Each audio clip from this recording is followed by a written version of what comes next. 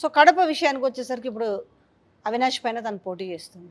కానీ అవినాష్ పైన కంటే కూడా నిజంగా వాళ్ళ అన్న పైన పోటీ చేస్తే మంచిగా ఉంటున్నాయి. ఎందుకో మరి ఆ నిర్ణయం తీసుకోలే కానీ ఒకవైపు బీటెక్ రవి కదా టీడీపీ నుంచి, ఈమె కాంగ్రెస్ నుంచి, ఈమె కూడా ఎమ్మెల్యేగా ఎంపీగా 2 పోటీ చేస్తే అయిపోనేమో మరి. కొంచెం మీడియాకు మంచి స్టఫ్ కూడా దొరుకుతుండే అసలు. ఆ ఛానల్కి ఇంకా బాగా దొరుకుతుండే. సో ఇప్పుడు అవినాష్ రెడ్డి పైన పోటీ చేస్తుంది. ఒక ట్రయాంగిల్ ఫైట్ అంటున్న నేపథ్యం కనపడుతుంది ఇప్పుడు కడపలో. ఎందుకంటే ఒక కుటుంబం నుంచే ఇద్దరు పోటీ చేయడం అనేది. సో ఎట్లా ఉండబోతాయి ఈక్వేషన్స్ అంటే గెలుస్తే చూస్తే అవినాష్ రెడ్డి పైన కొంత నెగిటివ్ స్ప్రెడ్ అయ్యే అవకాశం ఉందా? ఎట్లా ఉంది ఈ ఇద్దరి మధ్యలో ఓటు చీలి మూడో వారికి ఏమైనా అవకాశం ప్లస్ అయ్యేది ఉందా? ఎట్టి పరిస్థితుల్లో కాంగ్రెస్ పార్టీకి కడప పార్లమెంట్లో 3 to 4% కంటే ఎక్కువ ఓట్ షేర్ రాదు. 3 to 4%. అండ్ ఆ చీలిక వల్ల మన అవినాష్ రెడ్డి ఓటమి శాసించే స్థాయిలో చీలిక ఏమి ఉండదు. ఎట్టి పరిస్థితుల్లో మళ్ళీ ఆయనే అధికారంలోకి వస్తారు, మళ్ళీ గెలుస్తారు ఎంపీ. నిన్న విజయసాయి రెడ్డి ఇంటర్వ్యూ చూసిన తర్వాత నాకు చాలా హార్ట్ఫుల్గా అనిపించలేదు. కొంచెము ఆయన ఎక్కడో డిఫర్ అవుతున్నట్టుగా ఉంది అనేసి. మీరు పార్టీలో నెంబర్ 2 అంట కదా, నెంబర్ 2 అంట కదా అని సదరు పోస్ట్ అయిన మాటలకి రీజనల్ పార్టీలో ఏముండదు, అధ్యక్షుడు ఏం చెప్తే అదే జరుగుతుంది అనుకుంటూ అన్నప్పటికీ కూడా ఆయన నెంబర్ 2 అని సంబోధించడము అంటే లుక్ లైక్ అది పెయిడ్ ఇంటర్వ్యూనా లేకపోతే రెండోది ఆ రోజు తారకరత్న చనిపోయినప్పుడు వీళ్ళిద్దరు బాగా క్లోజ్గా మాట్లాడుకున్నారు కదా ఎవరు, చంద్రబాబు నాయుడు అండ్ ఏమైనా మాట్లాడుకున్నారా ఈ విషయంలో అంటే, నేను వెంకటేశ్వర సాక్షిగా చెప్తున్నాను, వాళ్ళ పెళ్లి నేను చేశాను కాబట్టి వాళ్ళ ఇంట్లో వాళ్ళు ఒప్పుకోలేదు కాబట్టి ఆ విషయం తప్ప రాజకీయమైన చర్చ జరగలేదు అన్నాడు. మరి ఈ విషయం జగన్మోహన్ రెడ్డి అడిగాడంటే అడిగిండు, నేను రాజకీయమైన చర్చ రాలేదు అని చెప్పిండు. నిజంగా హానెస్ట్గా చెప్పాలంటే ఆయన నన్నెందుకు అడుగుతాడు అని ఒక మాట చెప్పాలి. కాకపోతే నేను చూసిన ఇంటర్వ్యూలో చూస్తుంటే ఎక్కడో కొంచెం ఏదో కొంత అసంతృప్తి భావజాలం ఉన్నట్టుగా అనిపించింది విజయసాయి రెడ్డి మాటల్లో. అంటే డెఫినెట్గా ప్రాధాన్యత అంటే ఒక రాజకీయ పార్టీ వచ్చిన తర్వాత ఒక్కొక్కసారి ఒక్కొక్క వ్యక్తికి ప్రాధాన్యత ప్రతి రాజకీయ పార్టీలో ఉంటుంది. ఎన్టీ రామారావు పార్టీ పెట్టినప్పుడు నాదెండ్ల భాస్కర్ రావు నంబర్ 2గా ఉండేటోడు స్టార్టింగ్లో. తర్వాత వెన్నుపోట అయిన తర్వాత ఇంకొకళ్ళు వచ్చినారు. ఆ తర్వాత చంద్రబాబు నాయుడు వచ్చాడు. అట్లా మారుతూ ఉంటుంది. ఎందుకంటే ఈవెన్ సోనియా గాంధీ తీసుకున్నా కానీ ఎవరు తీసుకున్నా కానీ నంబర్ 2 అనే పొజిషన్ సర్క్యులేట్ అవుతూ ఉంటుంది. ఎందుకంటే వాళ్ళ పెర్ఫార్మెన్స్ కానీ ఆ ఇష్యూస్ డీల్ చేసే కెపాసిటీ కానీ లేకపోతే పార్టీ ఏదైనా క్లిష్ట సమయంలో ఉన్నప్పుడు ఇచ్చిన సలహా సూచనలతో పార్టీ అధిగమించడం కానీ. నెంబర్ 2 అనే దాని వల్ల నష్టపోయిన వాళ్ళు ఎక్కువ ఉన్నారు కదా. నాదెండ్ల భాస్కర్ రావు ఏదో ఒక 2 నెలలు ఉన్నాడు. ఇక్కడ మనకు చూసుకుంటే ఇక్కడ చూసుకుంటే అప్పుడు ఈటల రాయిందని నేను నెంబర్ 2 అని బయటకు స్టార్టింగ్ నుంచి నంబర్ 2 ఎవరు పోయినారు టీఆర్ఎస్ లో ఆలయ నరేంద్ర ఫస్ట్ నంబర్ 2 ఆయన పోయింది. విజయశాంతి పోయింది. అట్లా నంబర్ 2 అనేది రొటేట్ అవుతూ ఉంటుంది. అదే నెంబర్ 2 అనేది ఎప్పుడు కూడా రొటేట్ గానే అది మళ్ళీ ఫైనల్ జీరోనే అవుతుంది, జీరో అవుతూ ఉంటారు. అది పొలిటికల్ నాయకుడు కూడా వాళ్ళని న్యూట్రలైజ్ చేస్తూ ఉంటారు. ఎందుకంటే తనకి పోటీకి రాకుండా వాళ్ళని రొటేట్ చేస్తారనమాట. ఒక లీడర్ ఏం చేస్తారంటే నంబర్ 2 అనేవాడు నంబర్ 1కి ఈటల రాజేందర్ తల పై చూపు చూస్తుండంటేనే పక్క జరిపి ఇంకోళ్ళని తీసుకురావాలి. సో అట్లా నంబర్ 2 పొజిషన్ ఎప్పుడు రొటేట్ అవుతూ ఉంటుంది. ఆయన నిన్న ఒక అసంతృప్తి ఇంకోటి కనిపించింది, నేను విశాఖపట్నం నుంచే పోటీ చేద్దాం అనుకున్నాను అన్నాడు. విశాఖపట్నం నుంచే పోటీ చేద్దాం అనుకుని నన్ను తీసి నెల్లూరుకి వేశారు అని చెప్పుకొచ్చిన వైనం కూడా. అంటే ఆయన ఆ మాటను ఆయన నొక్కాడించి ఒక 3-4 టైమ్స్ వాడాడు ఆ పదాన్ని.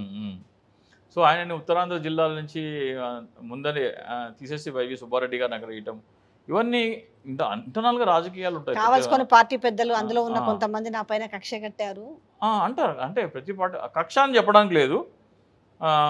కొన్ని విషయాలు అధినాయకుడికి తెలియకుండా కొన్ని విషయాలు జరిగితే తీసుకెళ్ళి అధినాయకుడు చెప్పటము. సో అవన్నీ జరుగుతూ ఉంటాయి, ప్రతి పార్టీలో జరుగుతూ ఉంటాయి. అది కాంగ్రెస్ అనే కాదు, ఏమీ లేని జనసేనలో కూడా జరుగుతూ ఉంటాయి.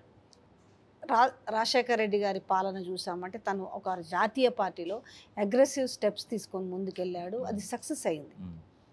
ఇప్పుడు కంపారిటివ్లీ ఇక్కడ ఉన్న రేవంత్ రెడ్డి కూడా ఆ దిశగానే నేను అడుగులు వేస్తున్నాను అనేది కొంత పోర్ట్రైట్ చేసుకుంటున్నాడు.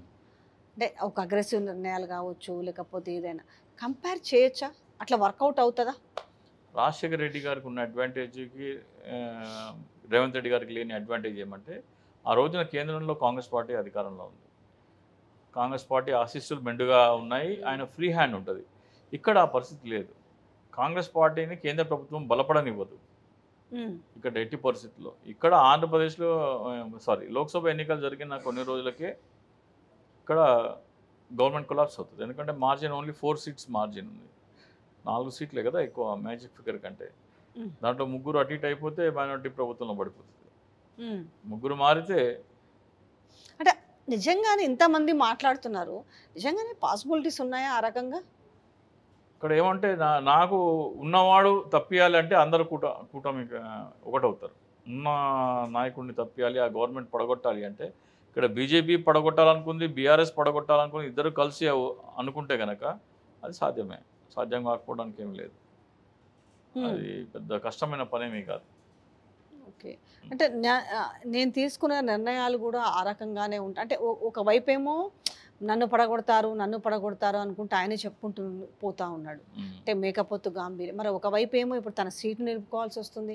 రెండోది ప్రజల నుంచి కూడా పెద్ద ఆమోదం కనబడతలేదు. అంటే ఏవైతే స్కీములు ఇచ్చారో తలకు మించిన భారమైన స్కీమ్స్, దానికి సంబంధించి ఏదైతే బీఆర్ఎస్ పార్టీ అమితమైన అప్పులు చేసిందంటారో వీళ్ళు అంతకు మించి అప్పులు చేయాల్సిన పరిస్థితి కనిపిస్తుంది. అప్పులు చేసినా కూడా ఈ స్కీములు ఇవ్వలేని, అంటే రేపు కనీసము ఒక గవర్నమెంట్ కూలుతుంటే ప్రజల నుంచి అయినా పెద్ద స్పందన రావాలి, కానీ అది కూడా కనపడని నేపథ్యంలో ఇది ఎట్లా సెటరేట్ చేసుకోగలుగుతారు అసలు? నాకు తెలిసి ఇక్కడ ఉన్న ఏకైక ప్రత్యామ్నాయం ఎట్టి పరిస్థితుల్లో హామీని నెరవేర్చాల్సిన బాధ్యత కానీ ఇది కానీ రేవంత్ రెడ్డి మీద ఉండదు. మనం జూన్లో కదా, మనకి సెప్టెంబర్ నుంచి డిసెంబర్ లోపల ప్రభుత్వం చేతులు మారే అవకాశం ఉంది. ఇంత కాన్ఫిడెంట్గా చెప్తున్నారు? పక్కా అది. ఎందుకంటే మీరు 70 పైన సీట్లు గెలిచింటే మీకు గవర్నమెంట్ స్టేబుల్గా ఉంటుంది. అంటే ఇప్పుడు వచ్చినవి 64, ఒకటి సిపిఐ ఉంది. నిన్న మొన్న ఒక ఇద్దరు ముగ్గురు దీంట్లోకి వెళ్ళి తీసుకున్నారు. అంటే వాళ్ళందరూ కూడా చెల్లా చెదరైతారా రేపు? దాంట్లోకి వెళ్ళి దీంట్లోకి వచ్చిన వాళ్ళు దీంట్లోకి వెళ్ళి బీజేపీలోకి ఎందుకు పోరు? మీ దగ్గర అధికారం ఉంది, రాష్ట్ర స్థాయిలో అధికారం ఉన్నప్పుడే మీరు 4-5 తీసుకున్నప్పుడు జాతీయ స్థాయిలో అధికారం ఉన్న పార్టీకి పెద్ద విషయం ఏముంది? అది ఇక్కడ కేవలం ఏంటంటే 10 నంబర్స్ కనుక బీజేపీ ఎంపీ స్థానాలు దాటితే డబుల్ డిజిట్లోకి వెళ్తే గవర్నమెంట్ సెప్టెంబర్ నుంచి డిసెంబర్ లోపల పోతుంది. బీజేపీ కనుక 5 కంటే తక్కువ సీట్లలో ఉంటే ఎక్కువ రావచ్చు అన్నప్పుడు ఖచ్చితంగా పోతుంది. అయితే ఈయన ఇంకొక, అంటే చాలామంది మాట్లాడుతున్నారు ఇప్పుడు బీజేపీలో ఉన్న వాళ్ళు కావచ్చు, ఇంకెవరు కావచ్చు, ఈయన కొంతమందిని తీసుకొని పోయి ఈయనే సీఎం అవ్వాలనుకుంటాడు బీజేపీలో, ఇటు నుంచి పోయినా కూడా అక్కడ. కానీ అది వర్కౌట్ అవుతుందా ఆ ఫార్ములా? ఒకవేళ ఎన్ని చోట్ల వర్కౌట్ కాలే, ఎన్ని రాష్ట్రాల్లో వర్కౌట్ కాలే. భారతీయ జనతా పార్టీ ఎక్కడెక్కడ చేయలేదు ఈ పని. ఇలా మరి ఇంత గట్టిగా కాంగ్రెస్ భావజాలము, కాంగ్రెస్ సోనియా రాహుల్ గాంధీ అని మాట్లాడుతున్న అతను రేపు తప్పని పరిస్థితి అయితే బీజేపీకి తీసుకొని పోక తప్పదంటవా? ఆ ప్రయత్నం ఇప్పుడు జరుగుతున్నది. ఇప్పుడు ఆయనకి ఇప్పుడు బీజేపీని పచ్చిబూతులు తిట్టిన వాళ్ళు ఎంతమంది బీజేపీలో లేరు? ఏక్నాథ్ షిండే ఎవరు? మళ్ళా అక్కడ మన కర్ణాటకలో ప్రభుత్వం పేరు మాత్రం మహావైరల్ అయింది. ఏక్నాథ్ షిండే ప్రతి ఒక్కరికి అదే పేరు పెడుతున్న సందర్భం ఏర్పడింది. సో బీజేపీ ఏముంది, కొంతమందితో రిజైన్ చేస్తుంది. కర్ణాటకలో, మధ్యప్రదేశ్లో ఏం చేస్తున్నారు అదే జరుగుతుంది. అంటే పార్లమెంట్ ఎలక్షన్ తర్వాత ఖచ్చితంగా పార్లమెంట్ ఎలక్షన్స్లో చెప్తున్నా డబుల్ డిజిట్ అయితే 3 నెలల్లో ప్రభుత్వం పడిపోతుంది. పార్లమెంట్ సీట్లో కనుక 5 కంటే తక్కువ వస్తే ఇంకొంతకాలం ఎక్కువ కాలం గవర్నమెంట్ ఉండే అవకాశం ఉంటుంది. ప్రజాదరణ కనుక భారతీయ జనతా పార్టీకి ఉందని తెలిస్తే 17 సీట్లలో 10 సీట్లు గెలుచుకుంటే కాంగ్రెస్ పార్టీ ప్రభుత్వం 3 నెలలకే పోతుంది. 3 నెలలు కూడా ఉండడం కష్టమే.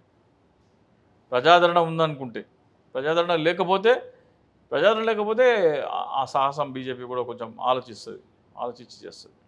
ఇప్పుడు ఏపీల విషయానికి వస్తే, అంటే తెలంగాణలో ఇంత డెవలప్మెంట్ ఉన్నప్పటికీ కొన్ని డిఫరెంట్ క్రైటీరియాస్లో బీఆర్ఎస్ ప్రభుత్వాన్ని వదులుకోవాల్సి వచ్చింది.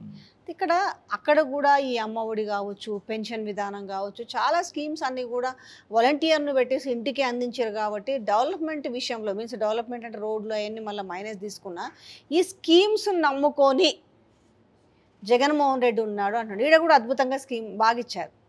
ఇప్పుడు రైతు బంధు ఇచ్చిరా, ఇక్కడ పెన్షన్స్ ఇచ్చిరా, కళ్యాణ లక్ష్మి ఇచ్చిరా, ఒకటి కాదు బోల్డ్ అండ్ స్కీమ్లు ఉన్నాయి. ప్లస్ డెవలప్మెంట్ కూడా బాగుంది. అయినప్పటికీ కూడా ప్రజలు మార్పు కోరుకున్నారు కదా. జగన్మోహన్ రెడ్డి బీఆర్ఎస్ స్కీమ్స్ అంటే చాలా ఎక్కువ జగన్మోహన్ రెడ్డి గారు స్కీమ్స్ ఇచ్చారు.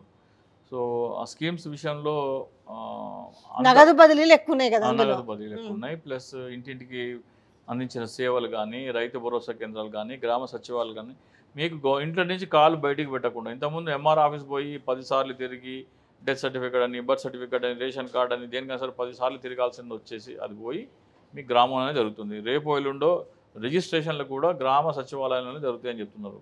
మీరు రిజిస్టర్ ఆఫీస్ కూడా పోవాల్సిన పని లేదు. ఆ స్థాయికి గవర్నమెంట్ అంటే ఇంటి దగ్గరికే పరిపాలన ప్రజల వద్దకు పాలన ఏదైతే ఉందో అది ప్రాక్టికల్గా కనబడుతుంది. అండ్ అభివృద్ధి అనేది జగన్మోహన్ రెడ్డి మీద నింద వేయడం తప్పది. ఆంధ్రప్రదేశ్ అభివృద్ధి కేవలం ప్రత్యేక హోదా వల్ల మాత్రమే సాధ్యమని రాష్ట్ర విభజన సమయంలో కాంగ్రెస్ పార్టీ చెప్పింది, బీజేపీ చెప్పింది. ఆ ప్రత్యేక హోదా ఇవ్వకుండా డెవలప్మెంట్ లేదని జగన్మోహన్ రెడ్డి మీదనో చంద్రబాబు నాయుడు మీదనో నింద వేయడం కరెక్ట్ కాదు. అది భారతీయ జనతా పార్టీని నిలదీయలేక వీళ్ళు